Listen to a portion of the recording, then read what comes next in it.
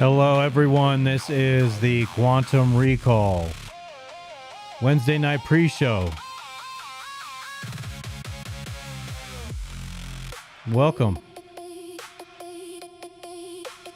I like this. I forgot to do something. That's okay. What's up, everyone? I was going to put on a jacket to look cool, but instead, I guess I'll just sit here in this shirt, or I can self-correct, get some cool screenshots. Let's do that.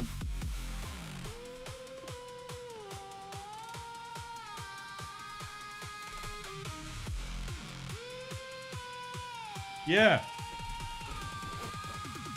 Why not? Look a little more like Arthur Fonzarelli from Happy Days. Well, hello, everyone.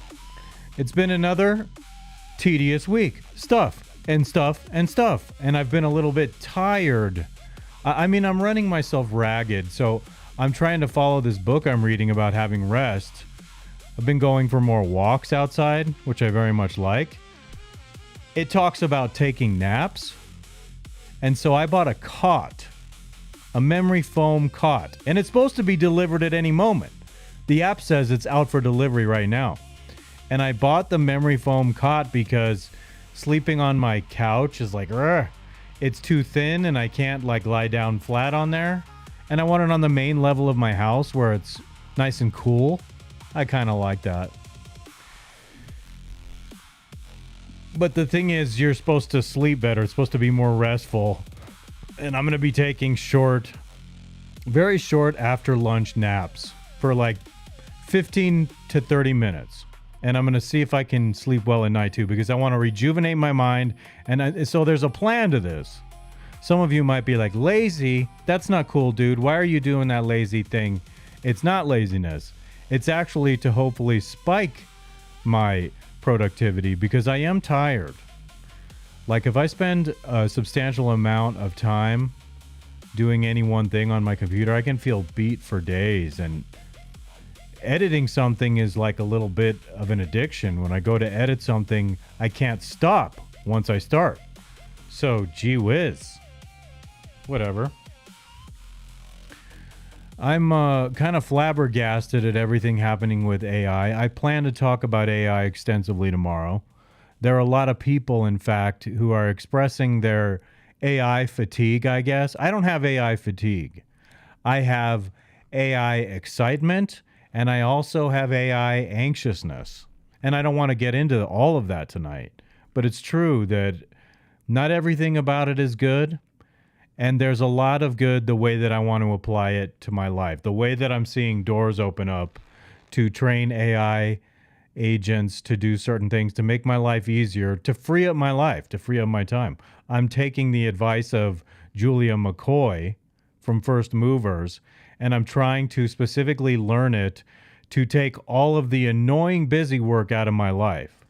And I'll have to still oversee it. I'm not just going to set it free and be like, woohoo, go, you have carte blanche to do whatever you want.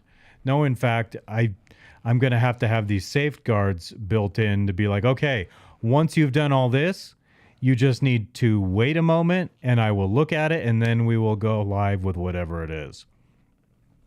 And I've been working on stuff. Today, my cousin Mark came over to my house to help me hook up more of the Ethernet ports in my house. I got a new switch and it turns out I asked him to come over because I thought that 3 of my connections needed to be terminated on the end, and I didn't know how to do that, to put the little Ethernet clip hook on the end that you plug into the wall, but I didn't need it.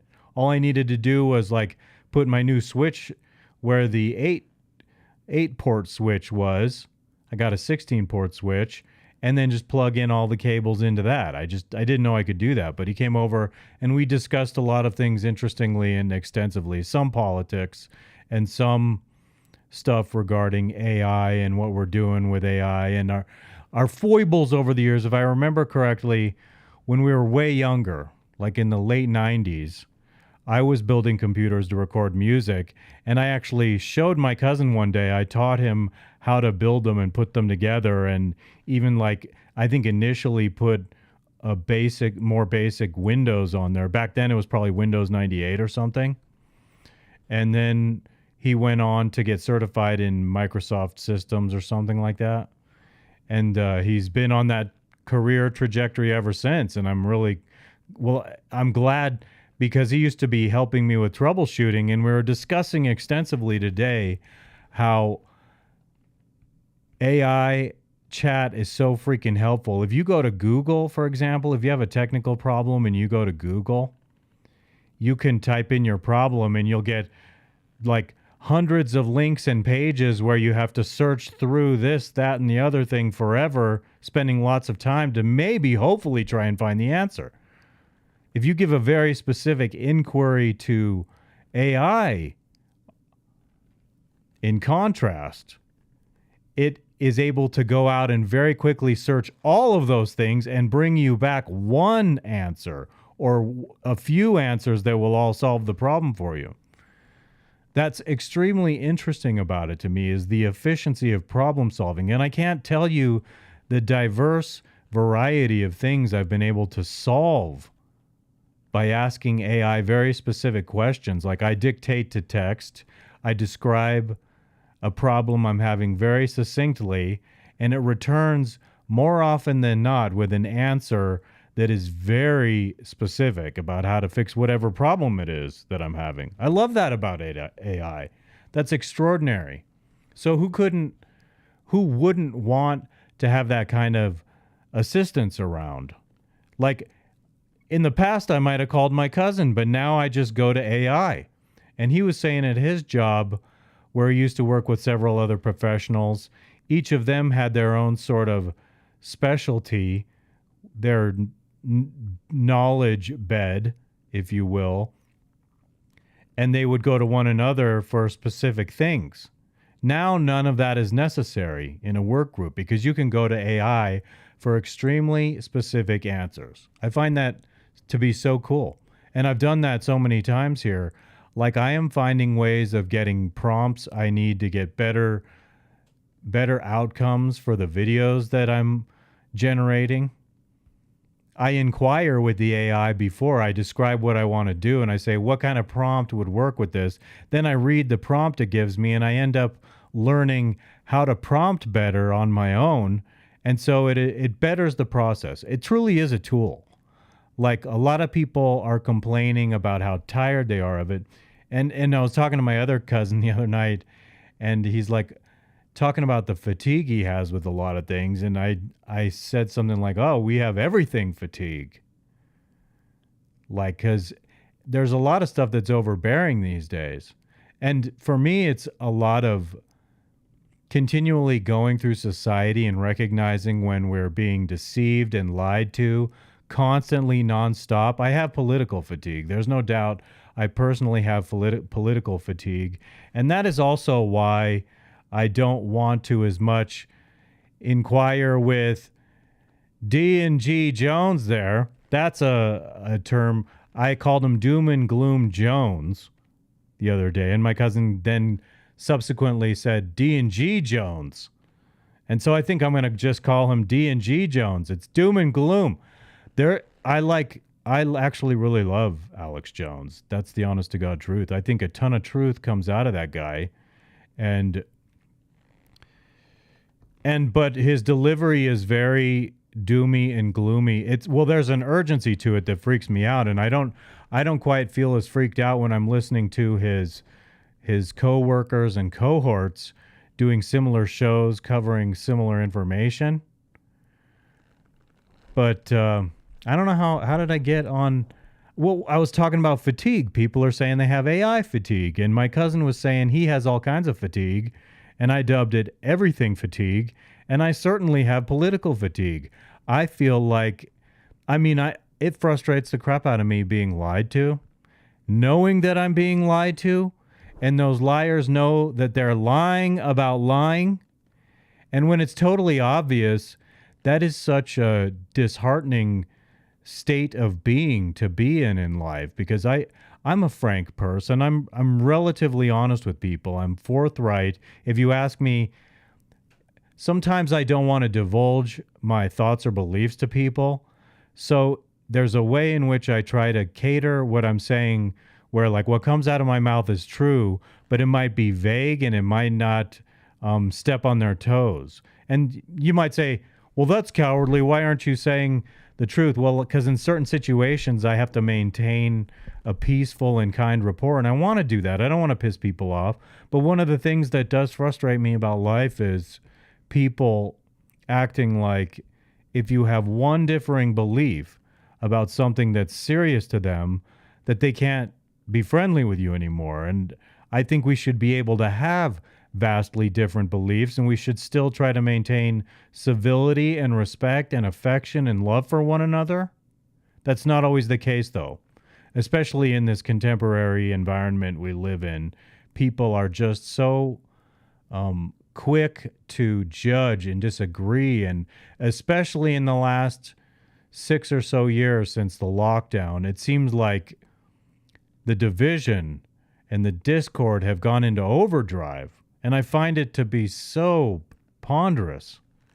It's so bloody ponderous, and I'm tired of that. So I do have fatigue of things like that. But to be honest with you, I have my misgivings about AI, and I have great excitement about what's possible with AI. And I'm probably going to come here and talk more about AI tomorrow. This is just the du jour topic lately that has my mind all titillated. In addition to this show, it's one of the things I'm passionate about. In addition to pinballing, that's right, pinballing, regular pinballing with real machines at the arcade. I do that. If you watch carefully, you'll see pinballs in this background. That's not by accident. I got 11th at the tournament this weekend out of 27. And I can't help but feel like I can do even better than that, but I'm trying to get better at that. I have my misgivings about AI, no doubt about it. There are things I'm mortified that it might turn into. And I'll get into that a lot tomorrow. But I have the things I love about it. Like sometimes I've generated these videos with my face in it, or these little skits I've made, and I'm like, oh, wow. That is something, if I had to go with CGI and do it the old traditional way, that would have been so difficult. So I love it as a tool in that sense. And I'll be frank with you.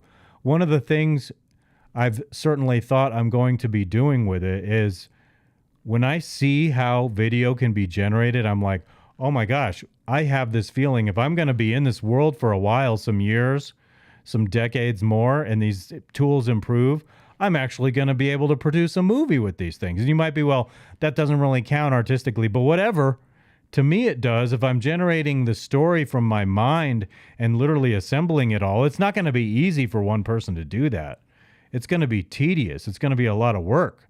But I'm extremely excited about the idea of doing that. I haven't given up on my musical aspirations either. I've been like devising how to do a couple things musically. Like I have to rebuild my recording studio because now where I had my recording studio, it's now being devoted to QR Dizzle. So, but downstairs I have a whole other rig set up around my drum set with microphones going through a mixer and a very competent computer, one that's almost competent like the one I'm doing this show on. It's a Mac Studio computer.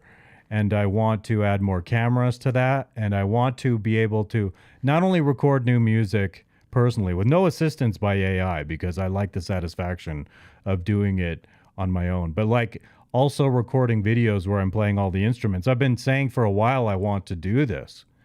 And it's just so darn tedious. I can't believe there's not a software program.